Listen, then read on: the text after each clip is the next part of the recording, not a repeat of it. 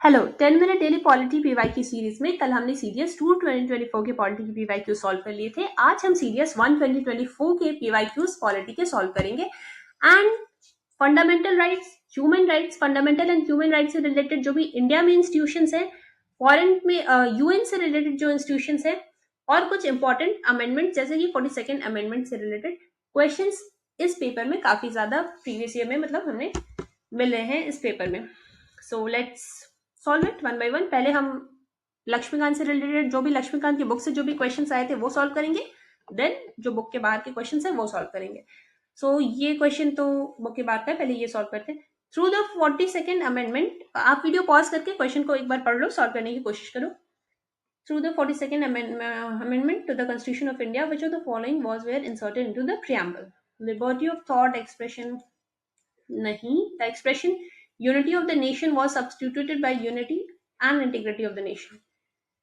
42nd Constitutional Amendment में, अच्छा पहले तो 42nd Constitutional Amendment को हम मिनी कॉन्स्टिट्यूशन के भी नाम से जानते हैं, पता ही होगा। ये बहुत ही फेमस अमेंडमेंट है और बहुत ही इंपॉर्टेंट अमेंडमेंट है। ज्यादातर आप लोगों में से ज्यादातर लोगों ने पढ़ा ही होगा। तो ये वाला तो स्टेटमेंट साफ ही गलत है। Liberty of thought, expression and belief, ये फेथ एंड वर्शिप, ये जो भी है ये कॉन्स्टिट्यूशन में अमेंड नहीं किया गया था। प्रियम्बल में ये जो भी स्टेटमेंट है ये शुरू से था। नेक्स्ट क्या है? The expression unity of integrity word, mini constitution ने प्रियम्बल में यानी कि 42nd अमेंडमेंट से प्रियम्बल में 3 वर्ड्स इंसर्ट किए गए थे। वो 3 वर्ड्स क्या थे? Secular, socialist and integrity word add हुआ था। आपके प्रियम्बल में ये 3 वर्ड्स ऐड हुए थे, मतलब इंडिया के प्रियम्बल में, कॉन्स्टिट्यूशन के प्रियम्बल में, इंडिया के कॉन्स्टिट्यूशन के प्रियम्बल में ये 3 वर्ड्स 42nd अमेंडमेंट से ऐड किए गए थे।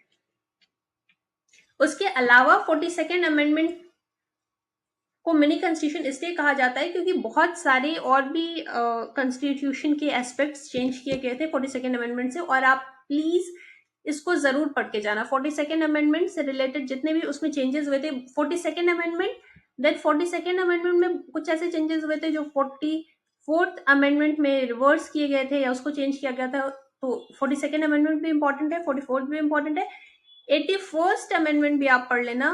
फिर उसके बाद 103rd अमेंडमेंट, ये तो पता ही होगा आपको, और एक शायद 101st अमेंडमेंट भी था जो कि बहुत इंपॉर्टेंट था। सो मतलब जितने भी इंपॉर्टेंट कॉन्स्टिट्यूशनल अमेंडमेंट्स है ना वो तो प्लीज पढ़ के जाना।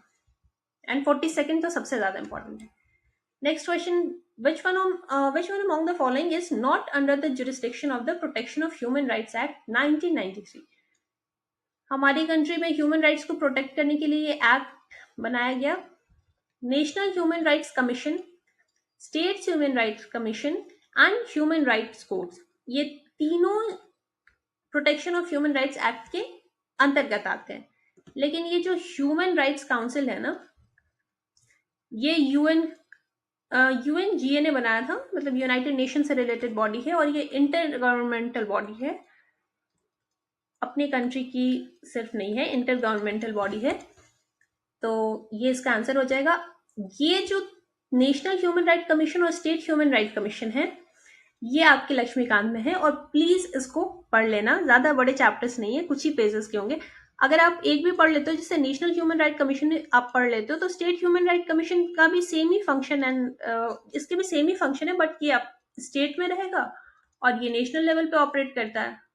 बस इतनी सी बात है। तो आप इन दोनों में से कोई एक चैप्टर तो एटलीस्ट पढ़ लेना, एनएचआरसी वाला, और स्टेट वाला उसी से रिलेटेड हो जाएगा। प्लीज पढ़ लेना, इंपॉर्टेंट है। ह्यूमन राइट्स, फंडामेंटल राइट्स से रिलेटेड चीजें इंपॉर्टेंट है। According to B.R. Ambedkar, which one among the following articles is the heart and soul of the Constitution of India? Article 32. Article 32 किस चीज से रिलेटेड है?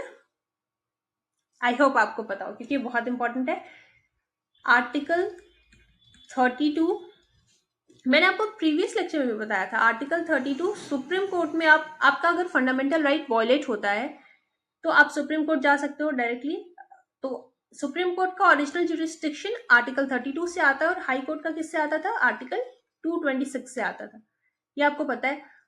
Article 32 right to constitutional remedies, right. Right to constitutional remedies. इनकी ज्यादा details मैं आपको यहाँ इस लेक्चर में कवर नहीं करवाऊंगी क्योंकि बहुत सारे क्वेश्चन कवर करवाने हैं। आप फंडामेंटल राइट्स का चैप्टर तो प्लीज पढ़ के ही जाना। आप ये सारे क्वेश्चन आज कवर करोगे, आपको ऑटोमेटिकली आइडिया लग जाएगा कितना इंपॉर्टेंट है। अगर आप कहोगे तो मैं फंडामेंटल राइट्स एक अलग से वीडियो में आपको लेक्चर में पढ़ा दूंगी, लेकिन इसमें मैं ज्यादा डिटेल कवर नहीं करूंगी, वीडियो बहुत लेंथी हो जाएगी।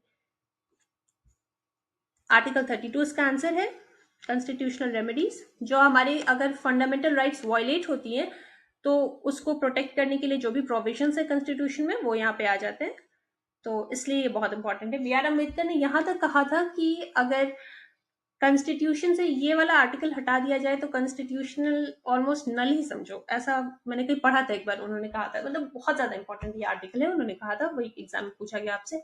नेक्स्ट क्या है, under Part 3 of the Constitution of India, individuals can enforce rights guaranteed by this part when they are violated by the action of a government authority. Obviously, under Part 3 of the Constitution of India, individuals can enforce rights guaranteed by this part when they are violated by not only the action of a government authority but also by its inaction. That's also true. Part 3 of the Constitution में जो fundamental rights हैं, government अगर कोई law बनाती है जिससे fundamental rights लोगों के वायलेट हो रहे हैं, तो वो लॉ तो हमें पता है कि नल और वॉइड डिक्लेयर हो जाता है। अगर ऐसी कोई लॉ बनता है जो हमारे फंडामेंटल राइट्स को वायलेट करता है तो वो तो वॉइड डिक्लेयर हो जाता है।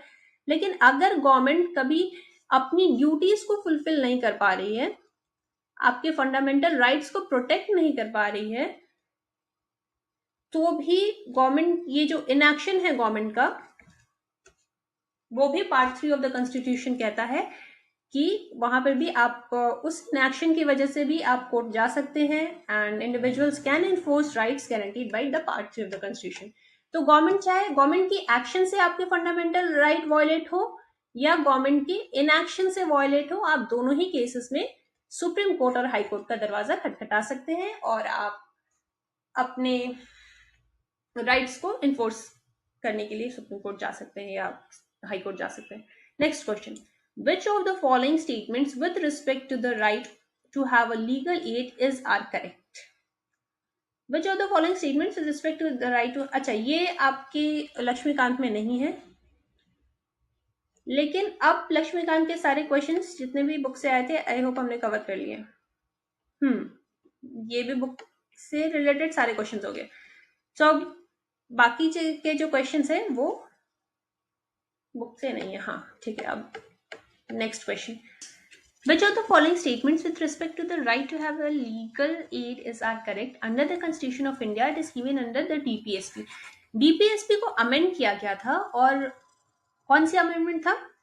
Obviously 42nd amendment, article 39A insert किया गया था, और आर्टिकल 39A में हमें ये लीगल एड से रिलेटेड प्रोविजंस हैं डीपीएसपी में। तो ये तो सही है कि डीपीएसपी में लीगल एड से रिलेटेड प्रोविजंस है, और ये प्रोविजंस मेनली क्यों गवर्नमेंट ने लेकर आए? ये गवर्नमेंट ये प्रोविजंस लेकर आई थी to promote equal justice and to provide free legal aid to the poor, ताकि लीगल जो सिस्टम है उसमें भी इक्वालिटी बनी रहे, कोई पुअर और मार्जिनलाइज सेक्शंस को कोई प्रॉब्लम ना हो। तो ये तो सही है। 42nd constitutional amendment, constitutional amendment मैं फिर से कह रही हूँ, 42nd constitutional amendment, 44th constitutional amendment, 81st constitutional amendment, 101 constitutional amendment and 103rd constitutional amendment, इतना तो एटलीस्ट आपको पता होना ही चाहिए।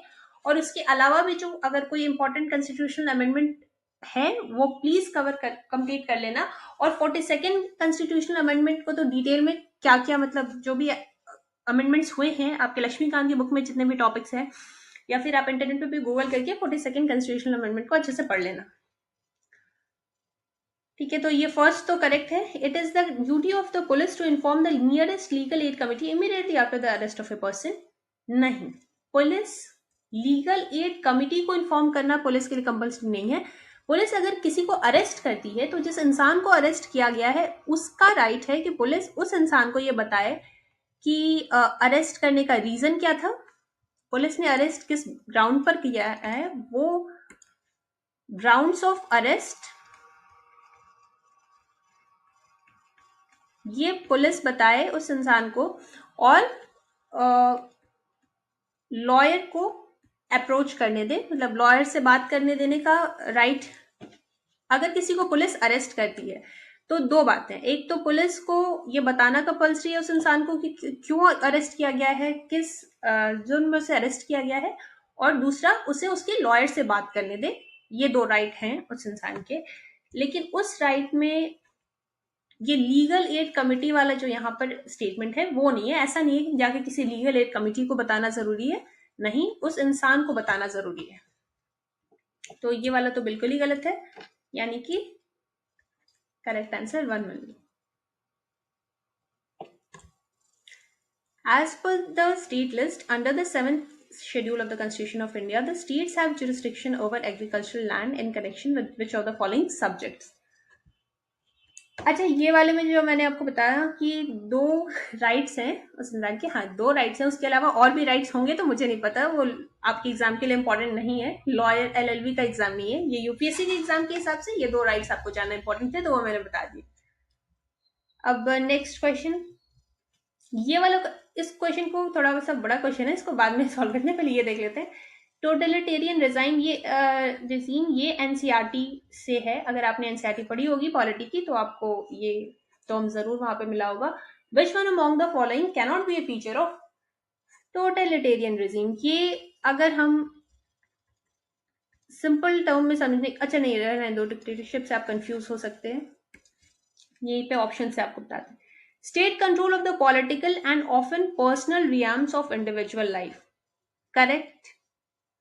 अ monopoly of the means of mass communication, ये भी correct, and one party state, ये भी करेक्ट। एक तरह से डिक्टेटरशिप ही होती है, आप समझ लो। अब एग्जैक्ट टर्मिनोलॉजीज के पीछे उतना, मतलब एग्जैक्टली डिक्टेटरशिप का डेफिनेशन क्या है और टोटलिटेरियन रिजीम का डेफिनेशन क्या है, उसको समझने के चक्कर में अभी हम नहीं पढ़ते हैं। अभी हम आपको समझाने की कोशिश कर रहे हैं नॉर्मल टर्म्स में कि टोटलिटेरियन रिजीम डिक्टेटरशिप से रिलेटेड आप समझ लो इजिली। तो अगर डिक्टेटरशिप कहीं होती है तो वहां पे क्या होता है, स्टेट पॉलिटिकल सारे जितने भी इंस्टीट्यूशंस हैं, और काफी ज्यादा स्टेट का पॉलिटिकल और पर्सनल रियाम्स में इंटरवेंशन होता है। वही चीज यहाँ है कि स्टेट कंट्रोल करती है ज्यादातर चीजों को, चाहे वो पॉलिटिक्स हो या पर्सनल भी लोगों की लाइफ से रिलेटेड चीजें हो। That's true. अब monopoly of the means of mass communication, कभी भी अगर डिक्टेटरशिप होगी या इस तरह के टोटलिटेरियन रिजीम होगा तो वहां पर मीडिया जो है उसको कंट्रोल करने की गवर्नमेंट जरूर कोशिश करेगी, क्योंकि आप देखो कि कभी भी डेमोक्रेटिक कंट्री है कहीं, वहां की media fourth pillar of democracy कही जाती है ना। क्यों कही जाती है? इसीलिए क्योंकि डेमोक्रेसी जहां है वहां मीडिया की बहुत ज्यादा इंपॉर्टेंस है डेमोक्रेसी में, और जहां पर ये डिक्टेटरशिप जैसे केस हैं, टोटलिटेरियन रिजीम है, तो वहां पे ऑब्वियसली गवर्नमेंट मीडिया को कंट्रोल करने की, मास कम्युनिकेशन को कंट्रोल करने की कोशिश करेगी, और गवर्नमेंट की मोनोपोली भी होगी। मोनोपोली ये यहाँ पर तो आप समझ गए, ठीक है, लेकिन ये इकोनॉमी में भी आपका कॉन्सेप्ट है, और यहाँ से भी क्वेश्चंस प्रीवियस ईयर क्वेश्चंस में मैंने देखे हैं। मोनोपोली, मोनोपोली और ओलिगोपोली, इससे रिलेटेड क्वेश्चन। अब ये टर्म क्या है, ये टर्म क्या है, आप जाके गूगल पे सर्च कर लो, या जब हम इकोनॉमी पढ़ेंगे उसके प्रीवियस ईयर क्वेश्चन सॉल्व करेंगे तो वहां पे भी हमें पढ़ने को मिलेंगे। वन पार्टी स्टेट, बिल्कुल टोटलिटेरियन रिजीम में ये भी देखने को मिलता है। एग्जाम्पल आपको बिल्कुल ही एग्जाम्पल पता होगा, आप डिफेंस एस्पिरेंट है, तो one party state totalitarian regime कहां पर है, किस कंट्री में है, ये आपको पता है, 100% आपको पता है, तो मुझे एग्जाम्पल बताने की जरूरत नहीं। और ये ऑटोनॉमी ऑफ सिविल सोसाइटी, ये तो बिल्कुल नहीं होगा। ऑटोनॉमी कहां से सिविल सोसाइटी की टोटलिटेरियन रिजीम में होगी? सिविल लिबर्टीज को ही तो खत्म करती है ना गवर्नमेंट ऐसे केस में। सिविल लिबर्टीज, सिविल लिबर्टीज को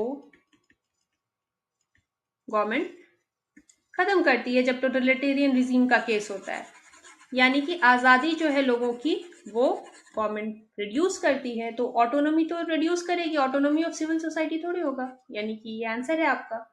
it cannot be a feature of totalitarian regime.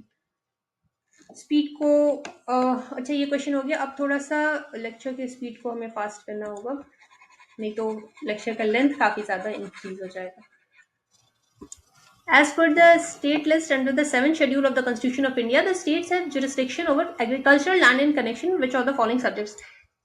Taxes on agricultural income, duties in respect of succession of agricultural land, state duty in respect of agricultural land. All of them are correct. Taxes on agricultural income. जो central government income tax लेती है ना, जिसे हम normally income tax के नाम से जानते हैं, central government income tax collect करती है, इसमें एग्रीकल्चरल इनकम जो है वो एग्जेम्प्ट है, एग्जेम्पशन है एग्रीकल्चरल इनकम को लेकर। एग्रीकल्चरल इनकम पे सेंट्रल गवर्नमेंट टैक्स नहीं लेती है। एग्रीकल्चरल इनकम पे सेंट्रल गवर्नमेंट टैक्स इसलिए नहीं लेती है क्योंकि ये टैक्स स्टेट गवर्नमेंट लेती है। एग्रीकल्चरल इनकम पे अगर कोई टैक्स लगता है तो वो स्टेट गवर्नमेंट का टैक्स लगता है और सेंट्रल गवर्नमेंट का इनकम टैक्स नहीं लगता है। तो ये वाला स्टेटमेंट सही है।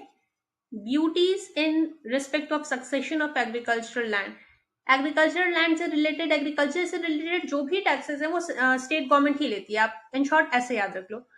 तो ये ड्यूटीज भी हैं तो वो भी state government he in respect of succession of agricultural land.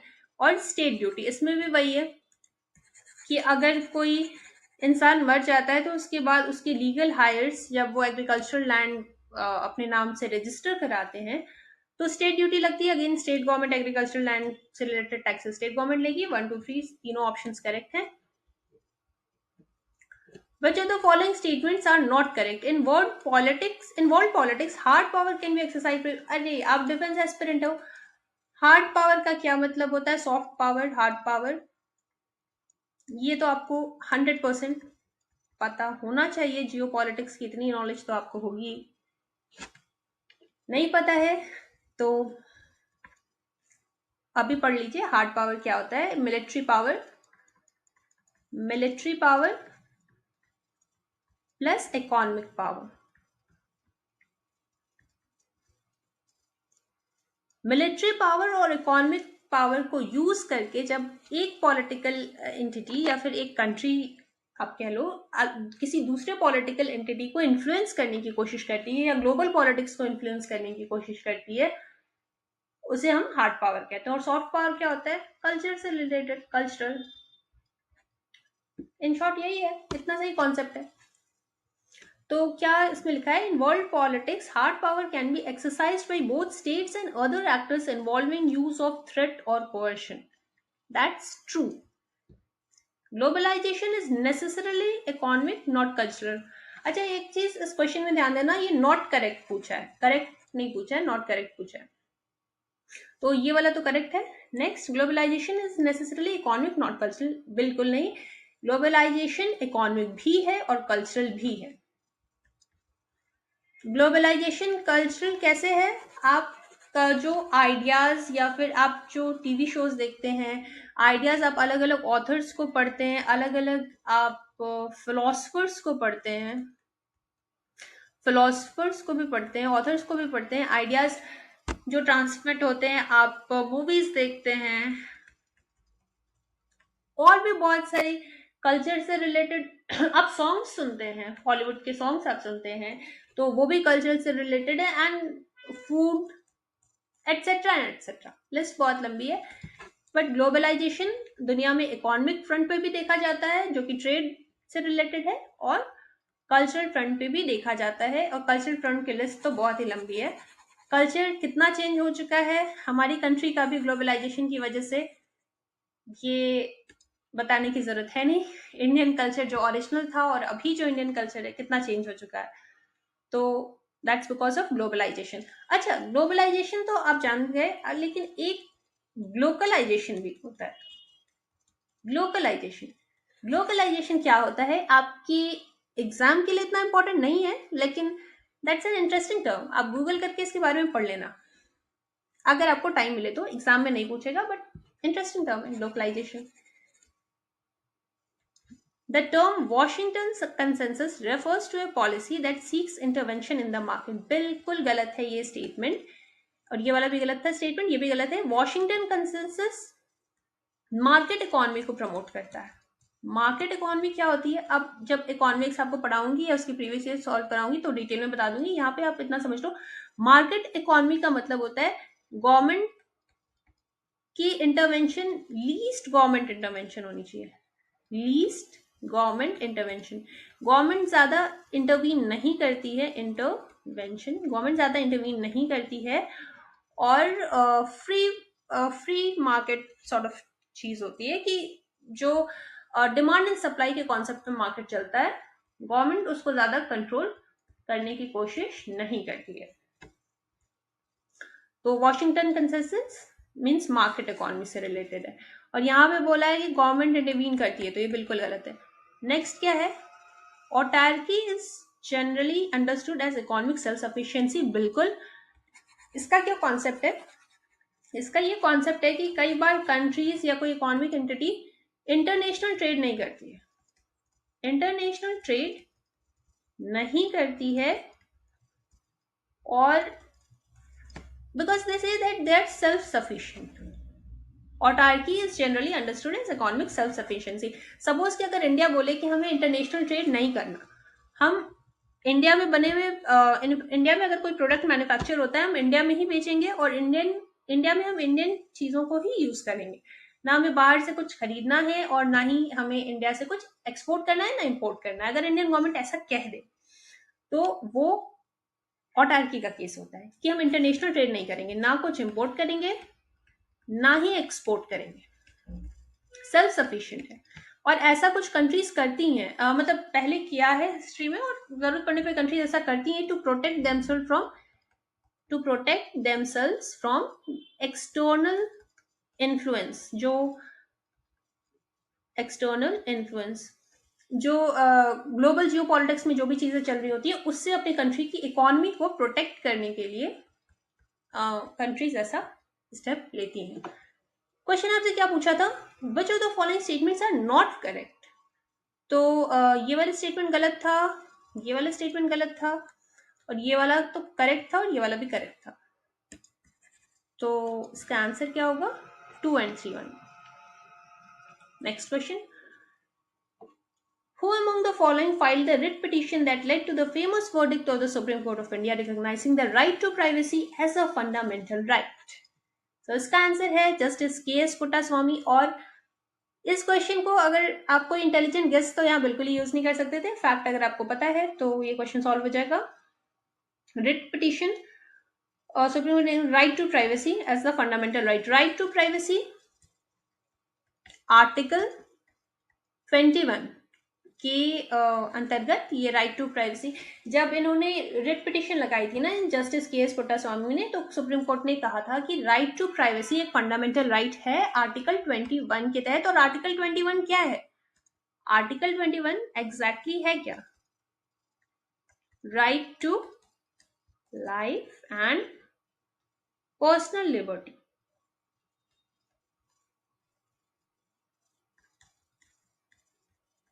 यही है ना, right to life and personal liberty. Article 21 तो 100% प्लीज पढ़ के जाना। क्यों?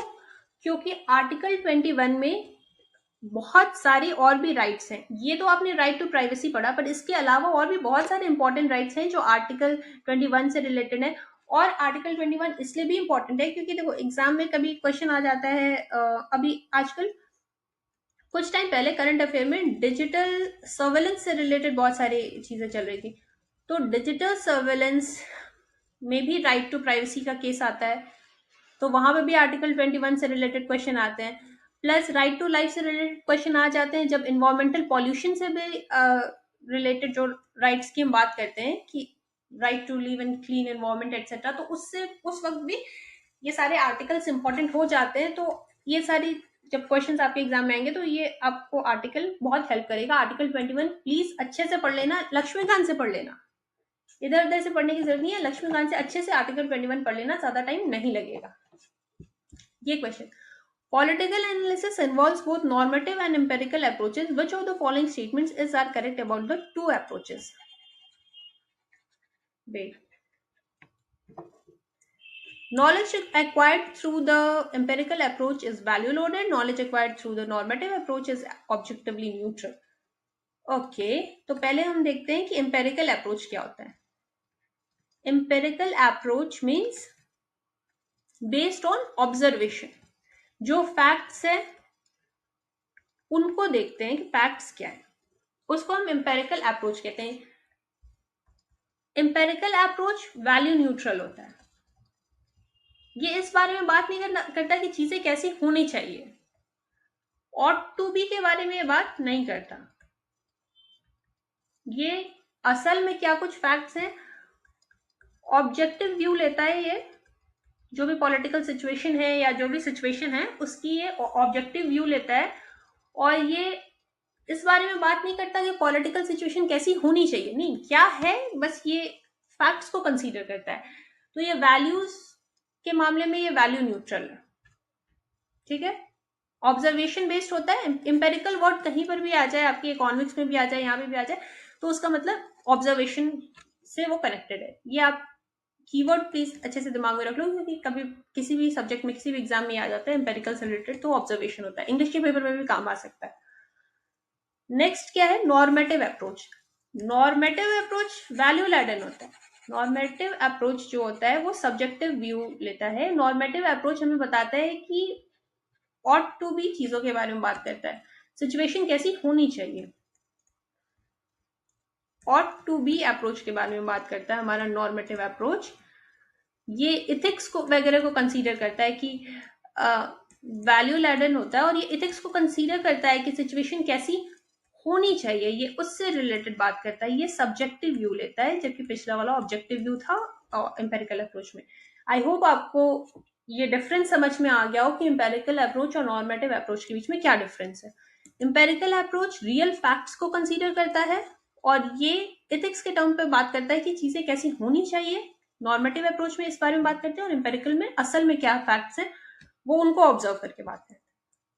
तो अब हम क्वेश्चन को एक बार फिर से पढ़ेंगे. क्या लिखा है, knowledge acquired through the empirical approach is value loaded. बिल्कुल नहीं, ये तो वैल्यू न्यूट्रल होता है, हमने अभी पढ़ा. नेक्स्ट क्या है, तो ये गलत है. नेक्स्ट क्या है, knowledge acquired through the normative approach is objectively neutral. नहीं, ये तो वैल्यू लैडन है. तो which of the following statements is are correct about the two approaches. Correct क्या है, दोनों ही गलत है. Neither one not two. ये क्वेश्चन हो गए. एक क्वेश्चन ऊपर और क्वेश्चन था एक शायद. Special Marriage Act. In India, the Special Marriage Act protects an individual if one enters into an interreligious marriage. True. Right to marry a person of one's choice is an integral aspect of one's fundamental rights under Article 21 of the Constitution of India. True.